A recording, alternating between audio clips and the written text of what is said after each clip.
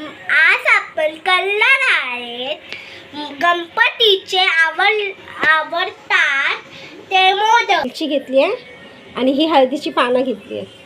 तर ह्या वाटीच्या मापाने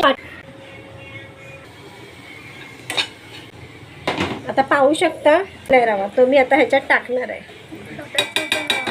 आता हा टाकल्याचा 1 मिनिट जसा परतवून घेतला आहे, जसा आपण रवा घेतो तसा. आता ह्याला मी झाकण मारून ठेवणार आहे 10 मिनटासाठी. 10 मिनटानंतर आपण पाव मोदक करणार आहे. झालेलं आहे रेडी. तोपर्यंत आपण आता हे बंद करूया गॅस, म्हणजे मग आपल्याला जेव्हा कधी गरम आहे थोडं त्याच्यामुळे थोडंसं तेल घेतलं आहे मी, ते ह्याला लावून घेणार आहे व्यवस्थित. पण अशा पद्धतीने गोळे करून घेणार आहोत मोदकासाठी. आता आपण ह्याचे मोदक करणार आहोत. आपला तयार आहे. अशा पद्धतीने मी प्रेस करणार आहे.